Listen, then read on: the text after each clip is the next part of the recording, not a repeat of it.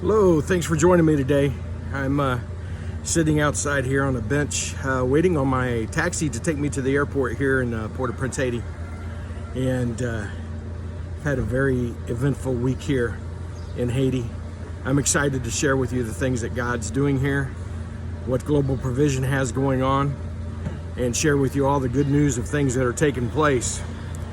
Stay tuned with us today and enjoy your time with us on Global Provision Television. God bless you.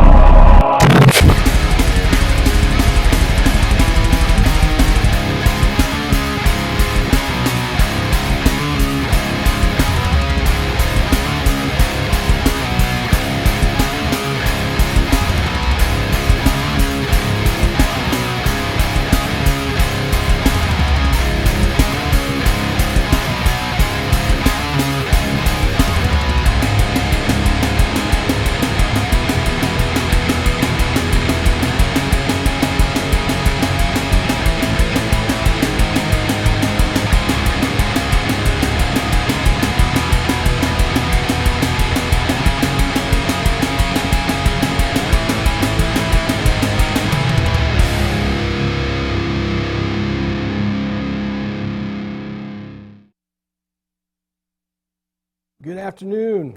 Glad to have you with us here today. Afternoon, evening, wherever it is, whatever it is where you're watching us. I'm glad that you're here with us today on today's episode of Global Provision Television. This is an effort that we've been working on and off on for quite some time, trying to get it right, trying to get it to look better. So here we are today. We got a few technical glitches to work out. Forgive me. We'll get it done. We'll get it taken care of. But we wanted to go ahead and get started here at the beginning of September and be able to get our outreach going and get beyond the places that we are. This is the beginning of the month, and you can look for us every Monday night at 7 p.m. on YouTube. We'll be dropping a new episode, so you can join us here. There might be other places, and we'll let you know of those in the near future as they take care of, as they come about. And we get notification that we're going to be on the air there. But for right now, look for a new episode every Monday night at 7 o'clock, and we'll be posting it across our social media platforms. I'm Chuck Wilson. I'm glad that you're here with us today. I guess I need to introduce myself. They got my name up on the screen. We are a small missions organization, and I say small at this point. We've been going for just a few years. And we've been working on getting to a place where we can open up a medical clinic in Haiti. And that's the spot where we are at now. And we're trying to get the word out of what we're doing. And to increase our base, to increase the awareness of what is taking place in Haiti on all the fronts that are going forth there. And bring a fresh awareness and open eyes unto everything that is happening in the island nation of Haiti. I've been going to Haiti. My first trip was with my parents in 1973 in October. So I was just over 8 years old, I guess, the first time we went. And I've been able to find one picture from that era and that trip. I showed it to some friends that I have in Haiti. We're standing outside of a church building, and the picture isn't marked, and I have no idea where it is. And it looks like any other of 1,000 church buildings in Haiti. So I'm not quite sure where the picture was taken at. But I'm standing out front with the missionaries and my mother and my brother and all the church people that were gathered there that day. And from that time on, Haiti has had a special place in my heart. I still have a couple knickknacks that I acquired on that trip to Haiti. And I still have some experiences, even though I was 8 years old, that I remember very vividly about that trip to Haiti and some things that took place. I remember at that time that the voodoo practice was a whole lot more prevalent than what it is today. It was very common to drive down the road and there would be the voodoo chicken sacrifices tied on the end of a rope or on the end of a string, and they'd be laying out in the road, and you didn't dare run over them because people would come after you with machetes or whatever that they had. So you were constantly zigzagging around in the road and trying to avoid those things. I remember us going to an ice cream store one night, and the trick of getting the ice cream home in the Haitian heat before it melted, and just started running everywhere. A few things like that.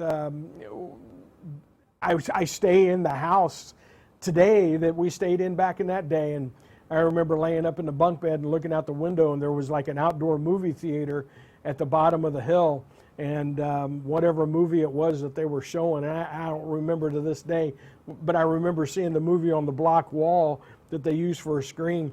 That screen is still down there. It's at the end of a soccer field today, but that wall and stuff is down there. They don't show movies anymore, but it's still there.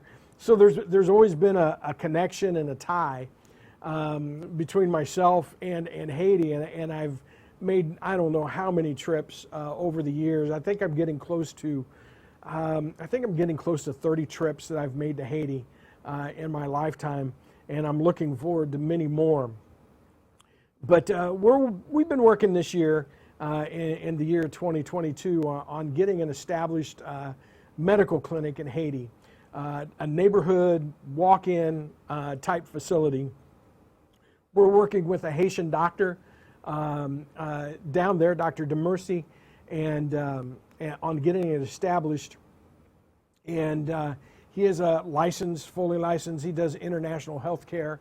And he's been working in the Middle East for a number of years, but he's returning back to his home country here very soon. And so we're working with him. He's looking on getting a number of these started, and we want to put one of them.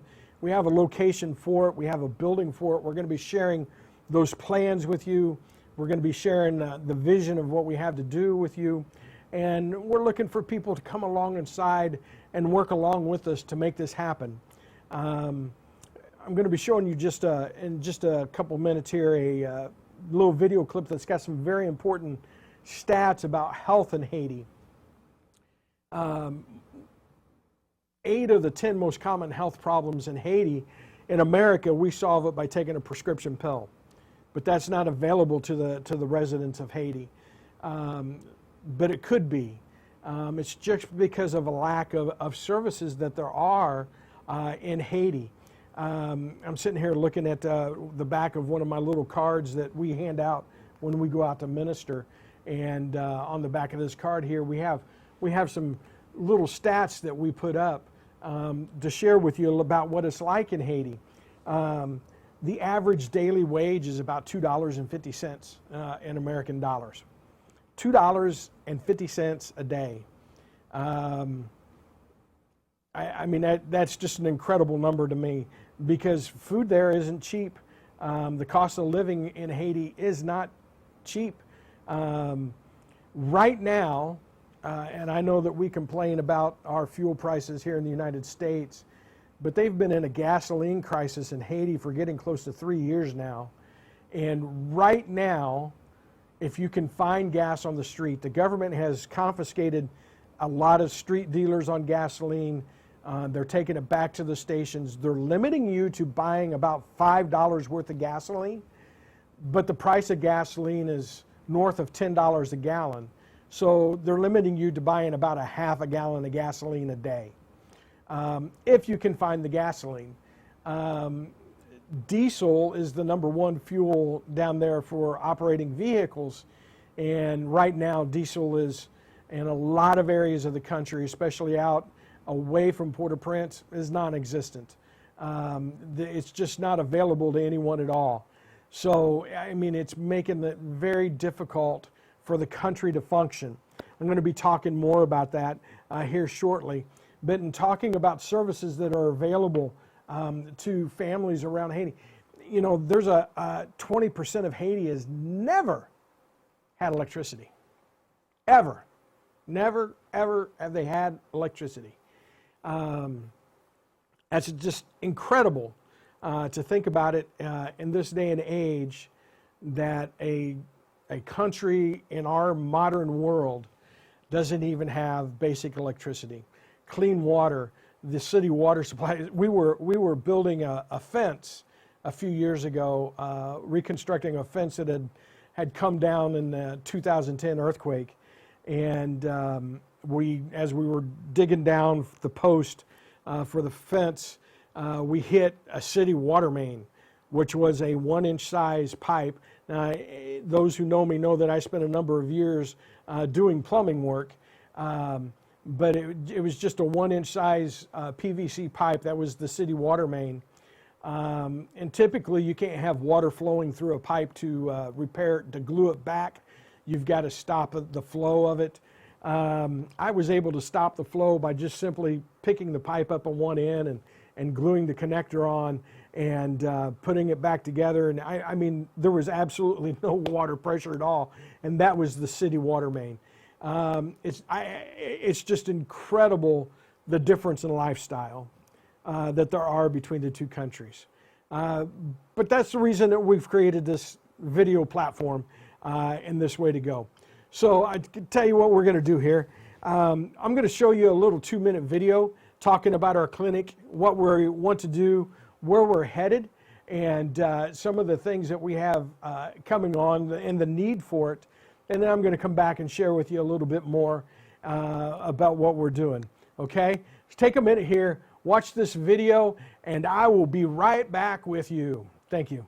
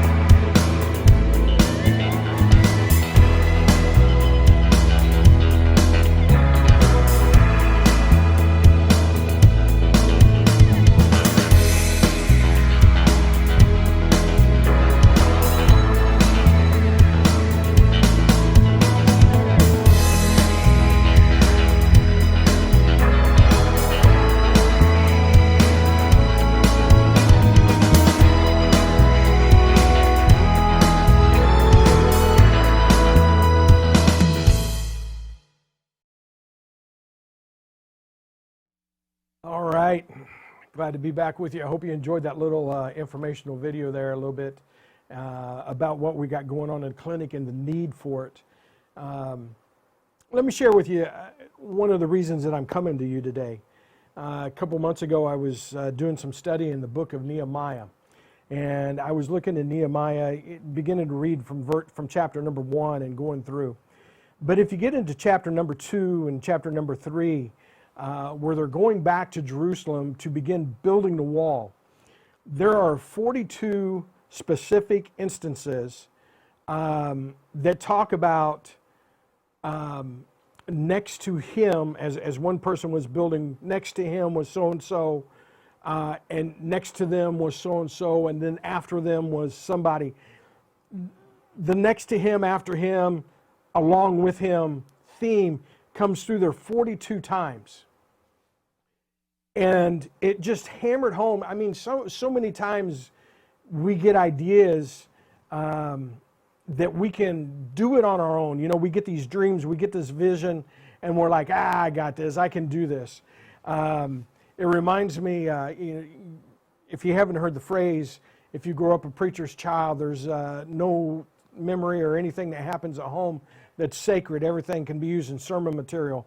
So here we go. My oldest daughter, who is now a full-grown lady and an attorney, bar certified attorney, and practicing law on her own, who will send me a text message, I'm sure, and say, "Hey, Dad, quit talking about me." But I'm very proud of her. But there was a time when she was little. We were at my parents' house, and my mom had a bentwood rocking chair, and it was getting close to bedtime, and she had her bottle. She was getting ready for bed, and instead of putting her in the rocking chair and rocking her, she jumped up in the rocking chair on her own with her bottle, and she proclaimed, "I rock me," that she was going to do it herself. I rock me, I rock me. And she stuck her bottle in her mouth and grabbed onto it with her teeth, and she was standing there, and she hit the back of the chair 2 or 3 times, and about the 3rd time she did it with pretty good force, and over backwards she went in that bentwood rocker, and she just did a somersault right backwards onto the floor, and she landed on her feet and stood up with that bottle still clenched between her teeth, and then she reached up and grabbed her bottle with her one hand. She said, "Night, night," and walked off toward the bedroom. I think so many times when we get dreams, visions, and things from God, we kind of get that attitude. I can do this on my own, and I got everything taken care of. And we get in the chair sometimes, and we hit it, and it goes backwards a little bit hard, and we do a somersault and land on our feet.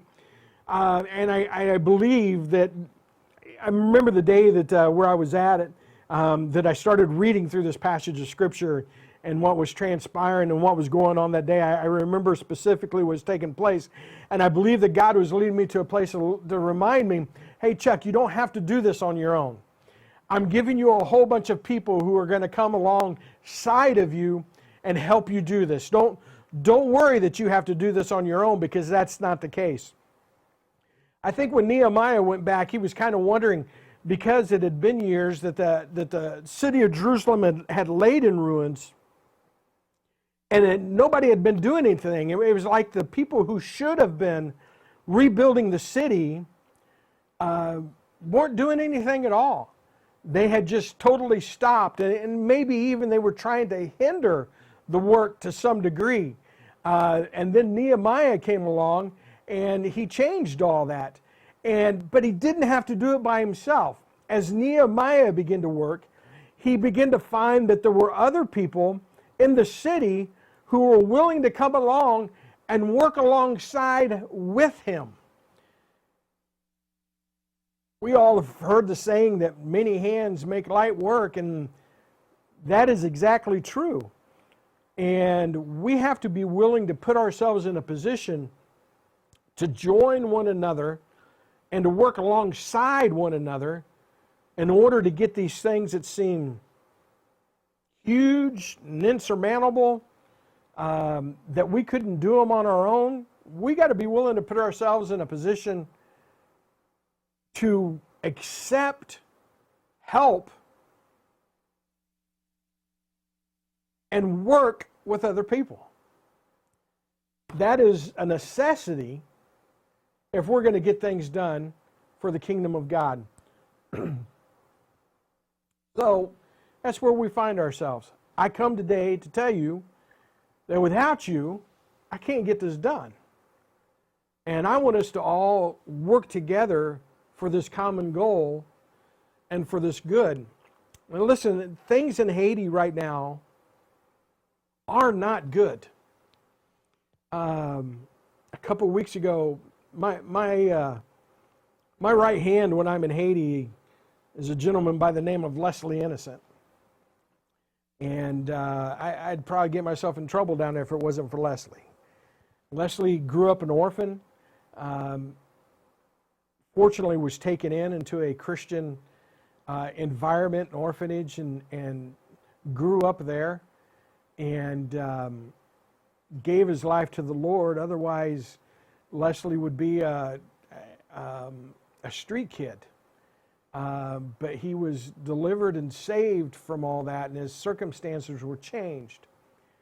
So when I'm down there, Leslie drives me around. He interprets for me. to make sure that I'm fully understanding what's going on and all those kinds of things. And he makes sure that we don't go places that a Blanco, a white guy, doesn't need to be, because it's not the best of situations, and especially right now. He calls me a few weeks ago and he says, when do you have plans to come to Haiti? And I said, I had just been back just a couple weeks from Haiti, and I said, I don't at the moment, Leslie. And he says, I said that wrong. Let me rephrase. He said, you're not making plans to come to Haiti. It's not safe for you to come. Don't come to Haiti. He said, I'll tell you when you can come back to Haiti. And that's the way that we've been for the past few weeks. This past week, the southern portion of Haiti around the Kai district has just been an utter chaos. We've been trying to do a bit of construction down in that area, and it's just, we had one day we had a crew that was to deliver a bunch of building materials and people who were to work, and on Sunday night I got a text message to say, hey, we're all good to go tomorrow morning. Monday morning I get a text that says we couldn't do it. During the night the gangs erected street blockades and closed off the roads and stuff, and it's not safe for anybody to go anywhere. And we've been fighting that for months. And so things have been moving slow. The gangs have a chokehold on Haiti right now. There is no government in Haiti. They have an acting president, but he's proven not to have the power to do anything of any kind of strength or anything else. And in reality, there's no army or anything like that in Haiti. The United Nations saw that the National Armed Forces were dissolved back in the late 1990s, early 2000s. In Haiti, there's a national police force, but the gangs have them severely outgunned. One of the gang leaders has YouTube's videos of himself up in his tank or anything else, doing his thing. The government doesn't even have tanks. I mean, it's just unbelievable, some of the things that are going on. And it has caused havoc and wreaked havoc all across a country that can't seem to catch a break. But it doesn't mean because things are bad that I give up. In the middle of this, we've been able to start new churches. We've been able to bring new ministers into the fold. And it doesn't mean that we stop working on our plans of a clinic, increasing our Bible school or anything else. It doesn't mean that we stop any of that. It just means that we need to keep pushing on. At some point, we're going to break through. And I keep going back to Nehemiah chapters 2 and 3, that if we come together, Jerusalem at this point, and when Nehemiah came in, was just utterly destroyed. And he cried because his city, he cried in front of the king. The king he served said, I've never seen you like this before. What is your problem? He says, my city is in ruins and my heart is broken. And I feel that way about Haiti. The number of times I've been there, the family that I've developed there, the friendships that I've developed there, the church leadership that I work with in Haiti. I feel so close to them, and my heart breaks for them. And I just know that if we bind ourselves together and we come alongside with each other, that we will win through the midst of all this. The gangs aren't going to win. It's not going to be a government that wins. It's going to be the church that comes together that wins. Let me refresh your mind one more time. We have just a few minutes here left today. Join with us, partner with us, and see what a difference a few dollars a month can make. Join with us. Help us build this clinic in Haiti. God bless you. I'll see you next week. Global Provision Television.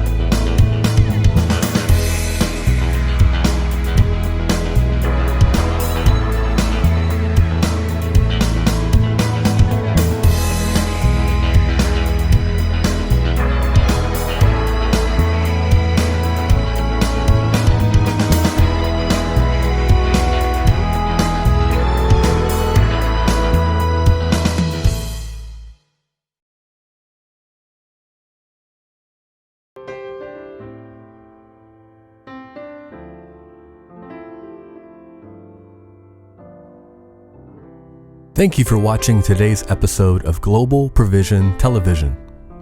It is because of your continued support that we are able to carry this message of Jesus to the world. We would love to hear from you. We can be reached on the internet at www.globalprovision.org or by mail at P.O. Box 7616, Northport, Florida 34290. Our email address is chuck@globalprovision.org, and our business phone is 941-220-6247, Monday through Friday, 9 to 5 Eastern Time. You can find our giving link at www.globalprovision.org. Become a 50/30 partner today, and may the blessings of the Lord follow you all of your days. Until we see you next time on Global Provision Television.